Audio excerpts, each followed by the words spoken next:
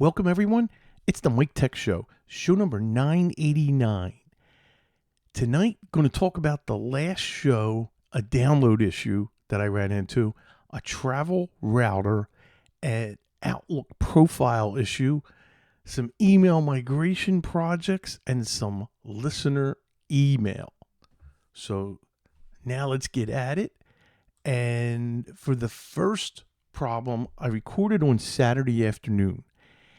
And in my, rushing to get everything posted up, I named a file, the audio file, with the year 2005 in it.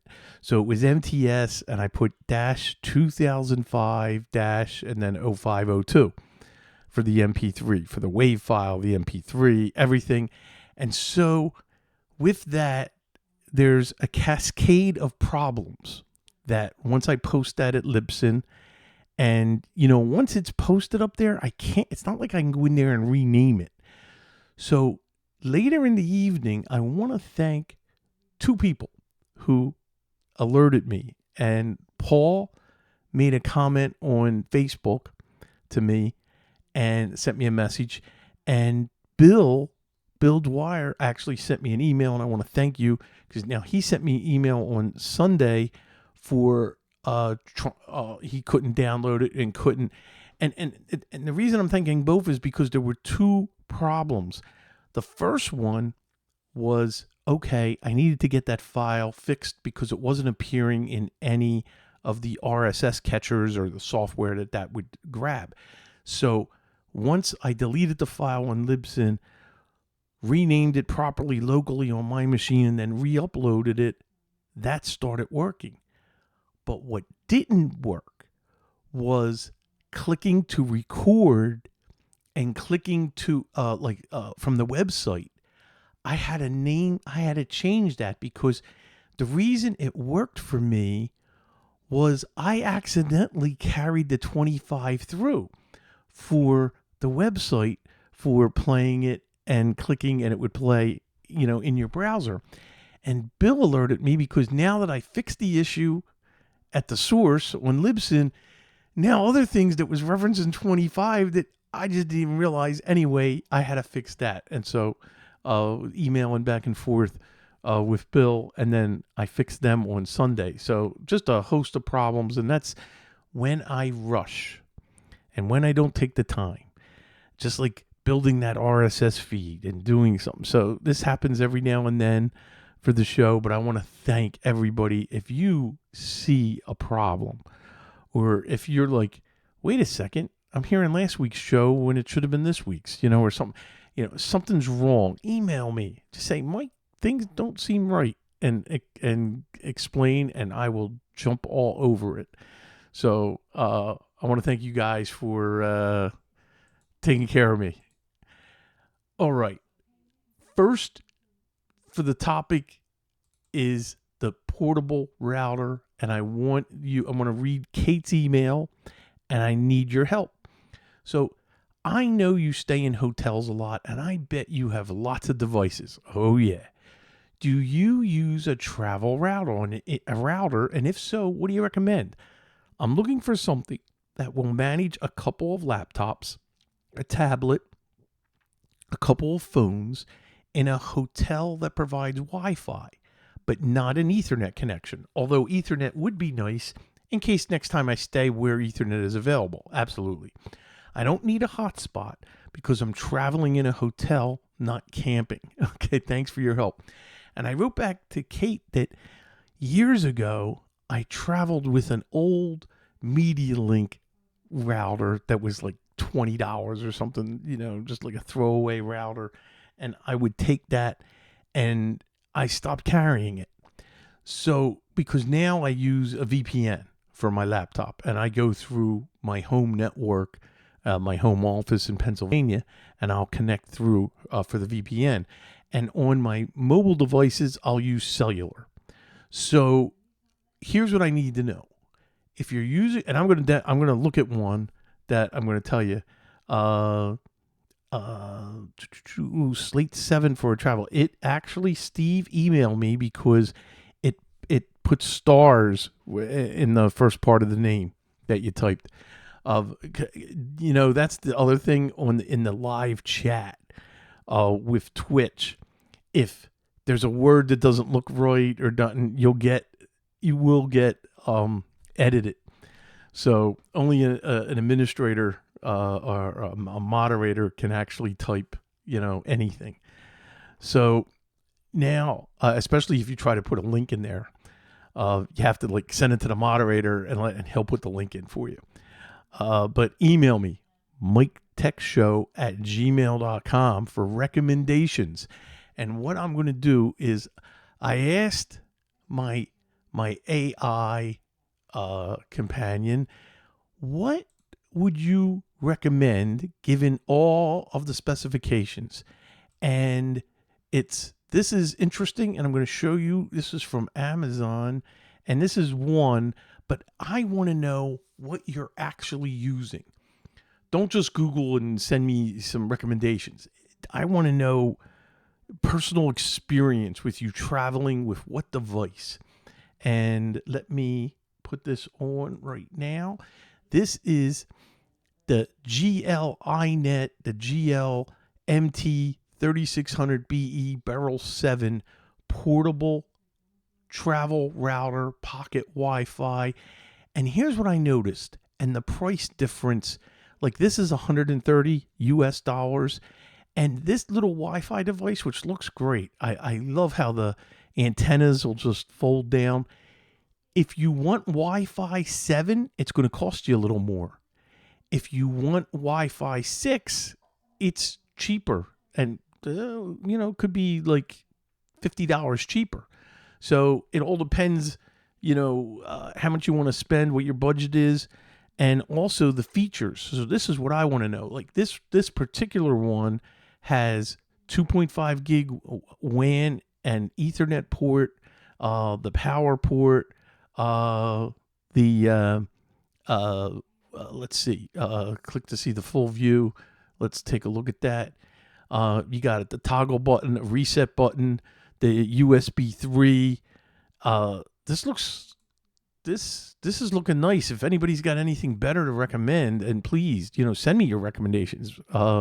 I definitely want to see that.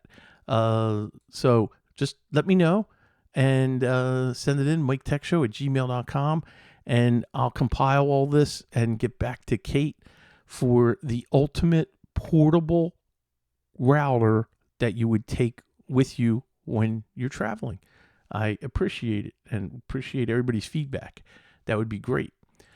Okay, so next, client received the following message on Monday morning. So this is how I woke up Monday morning. And he took a screenshot of it, which is what I want clients to do, and texted me, your mailbox has been temporarily moved on Microsoft Exchange Server. A temporary mailbox exists, but might not have all your previous data. You can connect to a temporary mailbox or work offline with all of your old data. If you choose to work with your old data, you cannot send and receive email messages. And really, it doesn't matter what option you pick. There's two options, like use, old data or use temporary. You get the same result. Nothing comes up. So when you see this, and I've seen this several times in the past, it is, you got to do a new profile. He has 3 email addresses. And it's interesting. 2 are Exchange and 1 is Gmail. So it was his main email Exchange account was the problem. And that was a SureWeb Exchange hosted account. And once I recreated the profile from scratch, and I had a little trouble. So that auto discover registry fix that I've talked about many times. So whatever Microsoft did, whatever updates he got applied, whatever Microsoft Office update that attacked Outlook, it caused this problem. And I had to apply the registry fix, then successfully connected him with his first email account, and everything had to come back down. So I just said, you just got to be patient, let it all come down. And it was doing pretty good. And then I said, okay, let's do the second one. And then I did the third, which of course was just IMAP for his Gmail account. And he was up and running. So that's how I was greeted with on Monday. Now, this past Sunday, I had a very small email migration from a Gmail account to Microsoft 365. And that was very easy because the user did not want any of his old Gmail email, because he's going to be doing something different with his email account, which he was able to get the domain with his last name, which was perfect. So he just used his first name at his last name, and all I really had to do was coordinate doing the DNS and then sending tests. And the DNS replicated great. It was Network Solutions, and had, very successful, and made sure for the first time he was logging in, he had to set up his MFA with Authenticator, for Microsoft, and away he goes. And that was perfect. So he's happy. Now, lots of Outlook, lots of emails. So a longtime listener who is in South Florida, who recommended a client years ago for me because he was asked the advice, and it's been a great relationship and been doing good. When there was the big project where I was down with Marvin B, Uncle Marv, he helped us with the phone system and some other the networking together.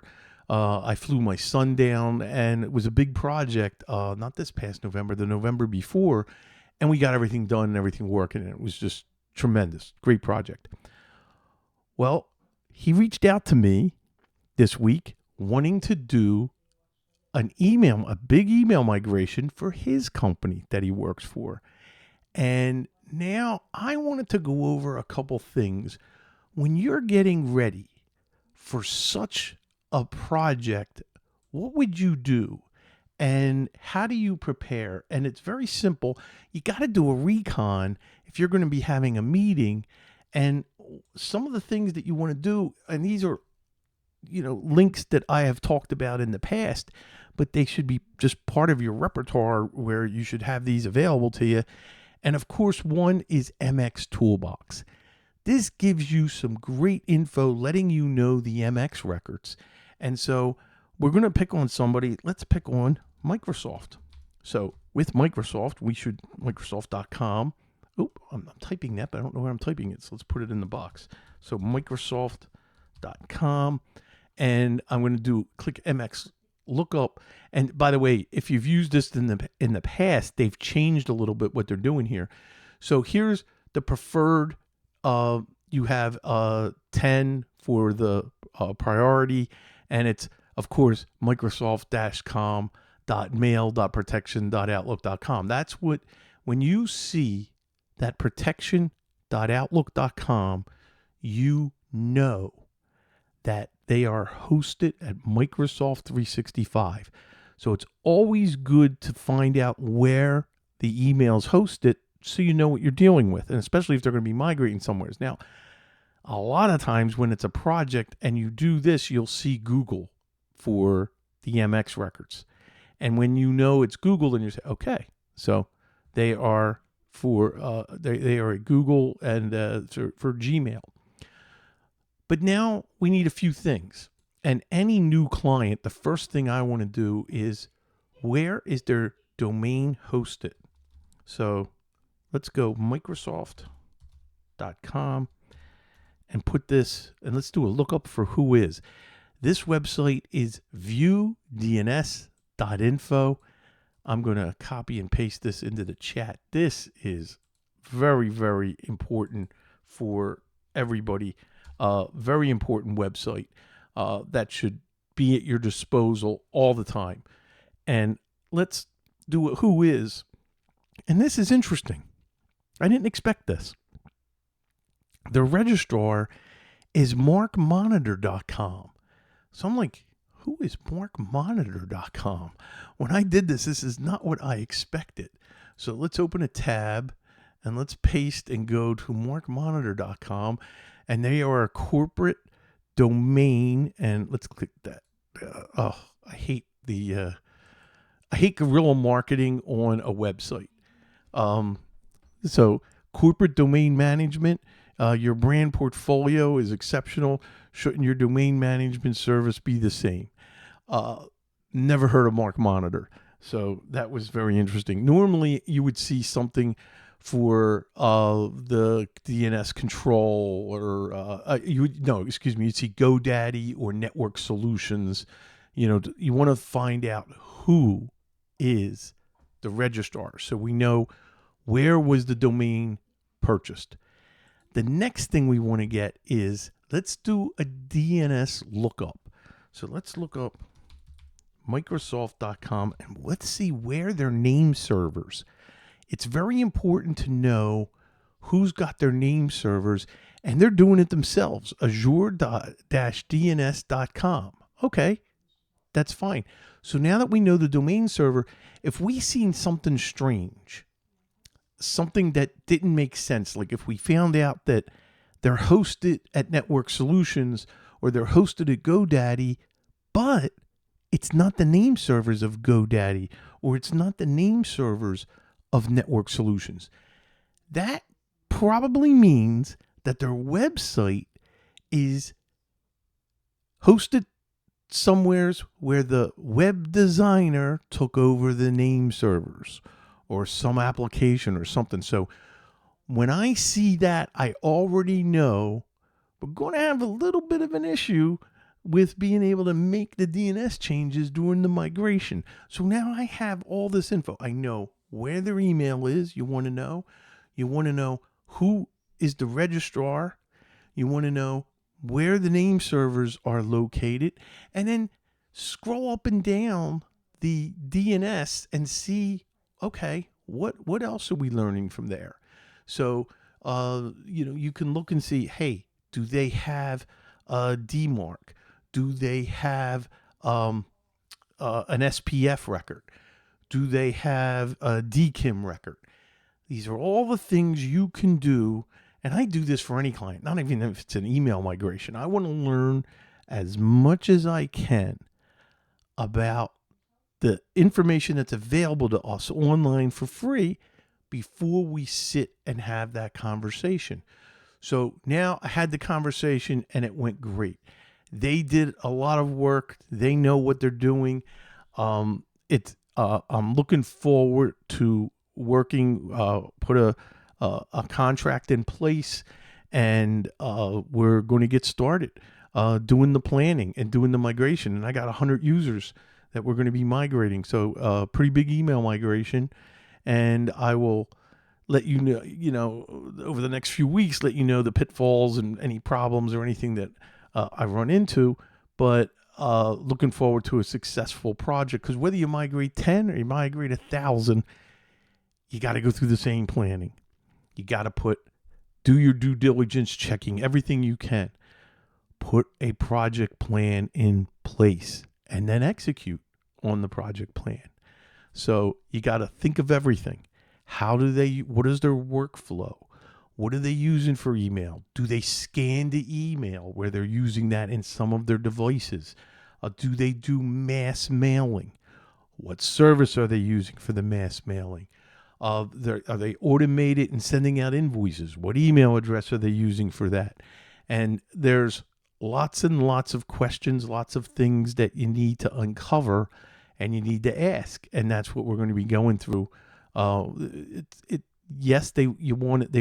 Everybody wants it right away for the migration, but you must take the time, ask the questions, look at the answers, look at everything, and then make the decisions, and then schedule it out and do it in phases for the testing for the migration, and then plan on a cutoff day where you can finish the migration. We're definitely, with that many users, we're going to use something like BitTitan for helping us migrate the email. So anyway, I wanted to share some insight into your planning. Now, today I had another call, a Zoom call with a potential new client that's looking for their equipment falls under a compliance heading. And so we're talking about, different ways of being compliant. And what was really good is we were brought to them because I have another client that's an HR consultant that this is their client. And now they've ran into, okay, they need somebody to handle the technology for what they're planning. And I'll talk about that project going down the road. So we had a very good Zoom call today, and I'm hoping that I'll get a commitment and be able to put a contract together. So new opportunities this week, which is always great. Always looking forward to, getting new business and new clients. It's very important to keep doing that because I know I got stagnant a couple years ago, where you can't sit on your laurels and just be happy when you're doing what we do. You have to constantly be in acquisition mode and trying to acquire new clients because you never know what's going to happen. I have a big client that if it's too big of a percentage of what your income is, you got to be worried about losing that for some unknown reason. Anything can happen.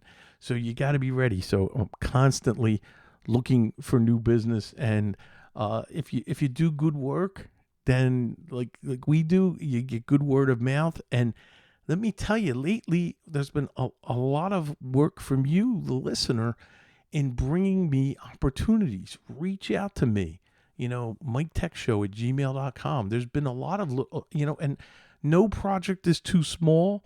I was going to say no project's too big, but I'll be honest with you. If I can't handle it or can't do it, then I might even be able to put the right team together with some of the people that I know and deal with on a regular basis.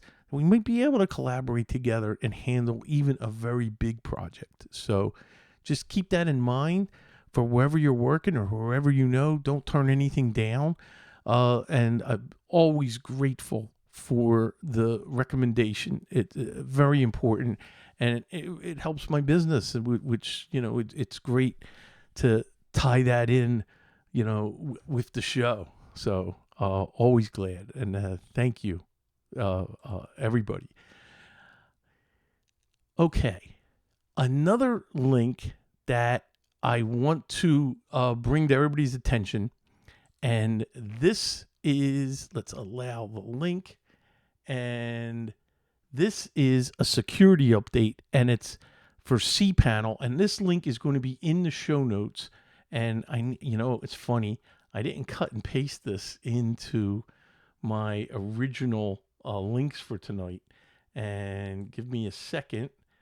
What this link is, and I want to thank Steve in the chat who talked about this on the last show, and it's cPanel has some security holes, and you need to update it. So take a look at this. It may or may not apply to you, but it's important enough that you should really take a look at it. So want to thank Steve for that, and I'll make sure it's in the show notes. Okay, a follow-up, and this was the email issue and with a client who got locked out of his email, or a listener, and his name's Tom. And he followed up with me, and I received this email on Sunday, so I want to read it. Mike, I just wanted to close the loop on this and let you know how it all ended up. I gave it another try using the instructions you provided. I don't know if it was the alignment of the planets, clean living on my part, or simply Juno finally playing nice, but I have successfully gotten back into the account. I thought I'd give the Juno account one last try, even though it hadn't worked for the past months. Voila. I received the authentication code in less than a minute. Not sure why it worked normally today and never in the past. And once I got that, I was able to unlock the account. As you probably guessed, I immediately changed the two-factor authentication email from Juno to 2 different Outlook accounts. And I was able to add in the Microsoft Authenticator as well. I'm hoping to be better able to recover if I ever encounter this again. Remember, he got locked out of his Outlook account, but it was his Juno account that was the backup email. So thanks for your help with this. And I'm definitely going to keep the PDF you created just in case. Also, keep those podcasts coming. I find that I really enjoy them, and I often learn something new on almost every podcast, which is important. That means your podcasts aren't just entertainment, they are educational, which is always good. Tom, thank you for the kind words, and I am so glad you were able to get back into your email account. That's great to hear. Okay, final email for the night, and this is from Chris. He says, I had several computers that hadn't received the new certificates yet. I asked Copilot what, if anything, I could do to get the process going. The one step I was missing was to allow sending optional diagnostic data to Microsoft so they could check the status of my machines. This is very interesting because I turn this off all the time and I preach that all the time. He continues, I normally disable sending telemetry and diagnostic data to Microsoft by using a program called O&O Shutup. I recommend that all the time. And normally that seems like a good idea, but in this special case, not so much. I allowed sending diagnostic data to Microsoft, and I now have the new certs on my machine waiting for Microsoft to make them active. Chris, thank you for sharing that. And this is the upcoming Windows Secure Boot certificate expiration. Sorry, I didn't read the subject. So in case you were confused. So that's very, very interesting that you have to activate the diagnostic data. So keep that in mind if we got something that you're waiting on Microsoft for, you're trying to get something like this for the Secure Boot certificate. Just great feedback, Chris. Thank you, and I was glad to share that with everybody. That is it for tonight's show. Remember, the videos are at youtube.com/MichaelSmithMTS. Email me, MikeTechShow@gmail.com. And don't forget the main website, MikeTechShow.com. And remember, if you're watching the YouTube video, click subscribe, hit the like button.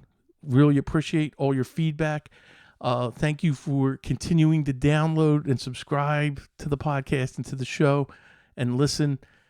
Your feedback is always wonderful. Thanks for the participation. It really helps and sharing with the Mike Tech Show community, and I really appreciate it.